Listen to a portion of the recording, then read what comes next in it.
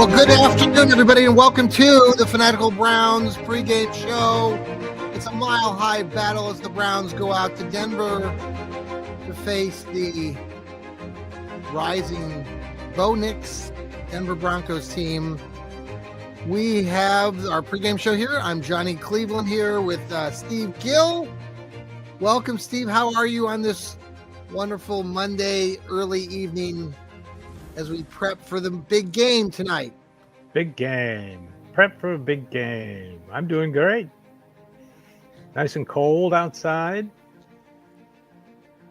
Expecting some flurries here in Nashville. So, nothing's supposed to stick, but, everybody's probably at the grocery store right now buying milk and eggs and bread. That's what they do in Nashville. For some reason, they get an urge for French toast. French toast. Now, I found a really good recipe I started making the last few weeks. Guys, if you want to know, I know this isn't a recipe show, but you get a loaf of Italian bread. Maybe you've done this before, Steve.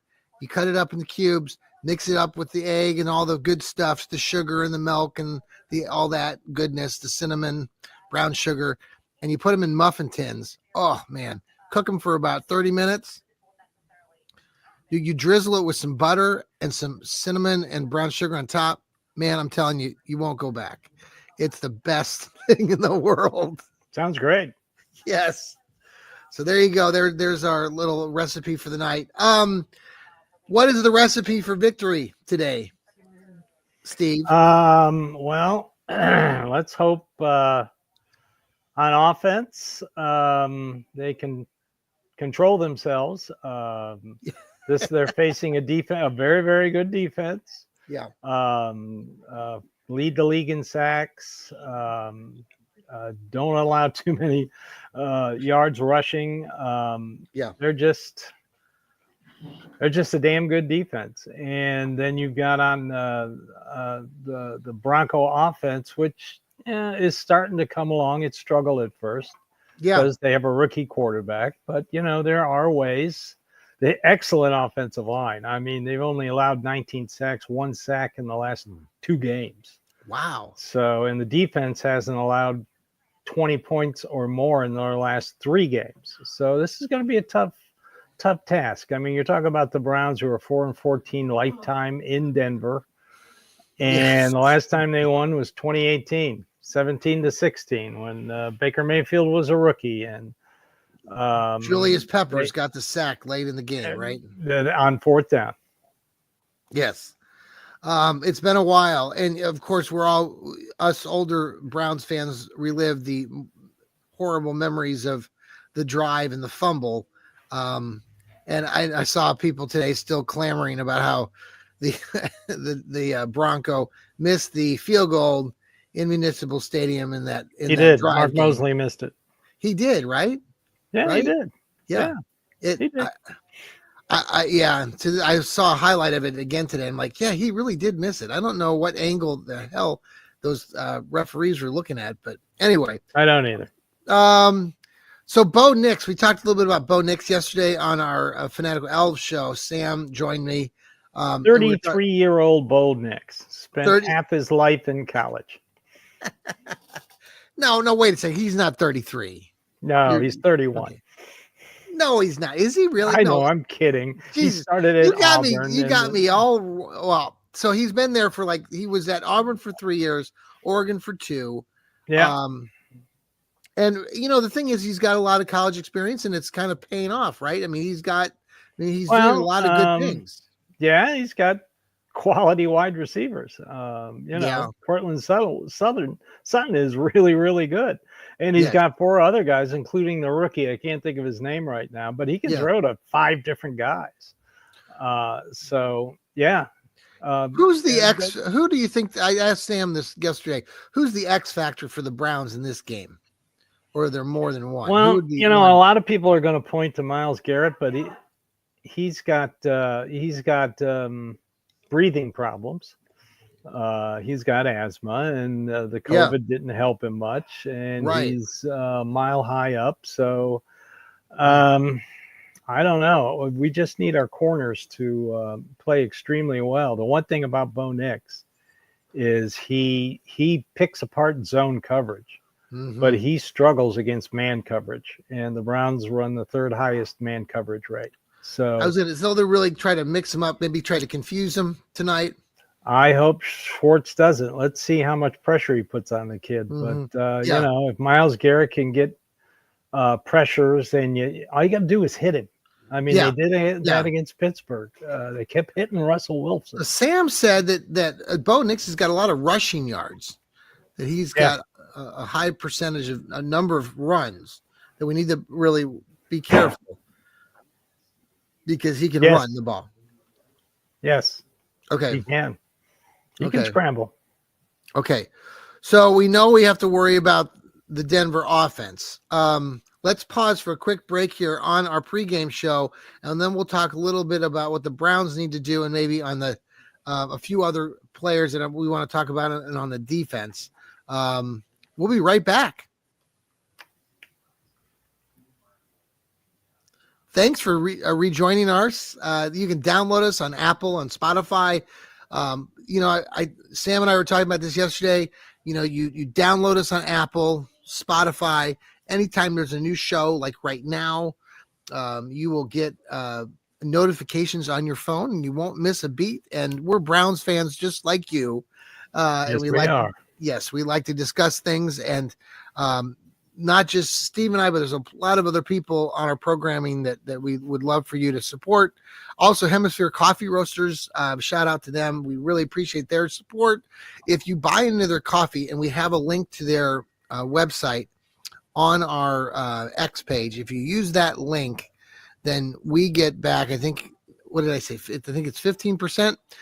So we really would appreciate that support as well. Okay, so the Browns, X factor. I know you just said some people will look to Myles Garrett, but you mentioned kind of like the cornerbacks. Let's see what happens. Probably the one guy I'm going to be watching is Greg Newsome. Yeah. He has been leaving the safeties in single coverage. He did against the Steelers last year in Denver. He had a terrible game. Yeah. He is the communication back in the secondary is just, it's been awful. Yeah. And it was awful under Joe Woods. It's awful under Jim Schwartz. So maybe it isn't the defensive coaches. Maybe it's the players. So I heard that that Greg Newsome, they have a room in Berea that gets you ready for the Mile High area, so you get your body ready. He said he was going to spend extra days in there. So that's because he said he was really, really tired during that game. And that's what, that kind of elevation does to you. It wears you out. So that's why they all left on Saturday. So let's hope Greg Newsome has a big game. If Greg Newsome has a very good game, then the secondary will be fine. On the offensive side of the ball, Jameis Winston, Nick Chubb, the plethora of new young wide receivers, David Njoku, tight end. What are your thoughts there on that, on the offensive side of things? I'm excited to see Nick Chubb just because every time he suits up and now plays, we've got 6 games left, 542 yards away from maybe reaching Leroy Kelly. And number 2, climbing the ladder and all-time greats in the NFL as well. What are your expectations on offense tonight with those players that I just mentioned? What are you looking forward to the most? I'm looking for good Jameis. Yeah. We had good and bad Jameis against the Steelers.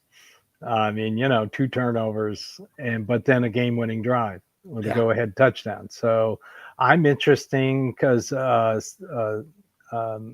Tillman is still in concussion protocol.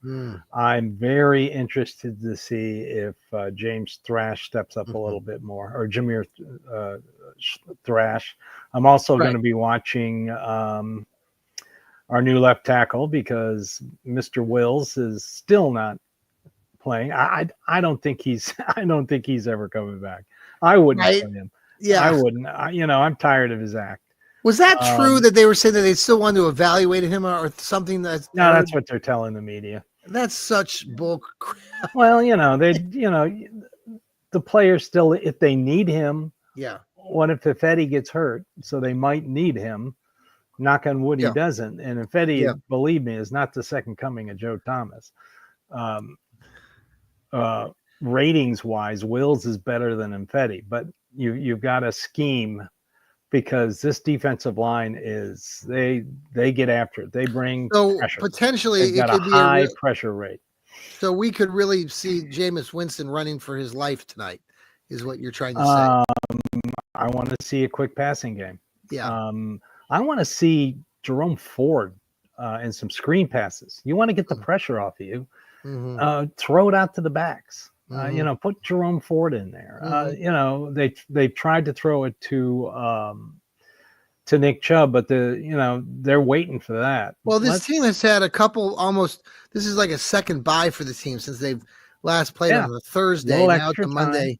Yeah, so I hope I hope Stefanski is ready for this, and I hope he gets the players ready for this. They're under the spotlight. There's a lot of they have nothing to lose. They're 3-8. They come off of a fun win against the Squealers. The Squealers come back and beat the Bungles yesterday. So we should, hopefully as Browns fans, we don't see a pathetic performance by the team and a letdown. I would hope that we can see a rejuvenated group that wants to continue, what they've done. I think they've done some good things with Winston. Like you said, we saw bad Winston. We've seen good Winston. He's praising Jesus, and that's great for Winston. And I think that's great. But he does, I think, have command of his offense and his team. I like listening to his commentary or during the game when they have the video on or the audio on him. It seems like he's got guys who are paying attention to him. I hope that pays off, because now we play Denver tonight, and it's a quick turnaround, and we have to go to Pittsburgh on Sunday to play a team that we just beat, and they're going to want to beat us badly. Yeah, and they got all their frustrations out on the Bengals yesterday. Yeah. Man, what do you think of TJ Watt? I saw some highlight. I don't have a lot of respect for him anyway. I'm just telling you up front. Okay. Well, did you see the play that he had on the quarterback? Joe Burrow, yeah. Yeah, did you see that? That was a little ticky-tack. I mean, yeah. George Pickens is a whiny little child. Oh, man. Let's move on from that. Yeah. We'll Nick deal Chubb, with that next what do you I love Nick Chubb. You love Nick Chubb. I mean, do you think he just wants to win games. Are your expectations he'll carry the ball 15 to 20 times tonight?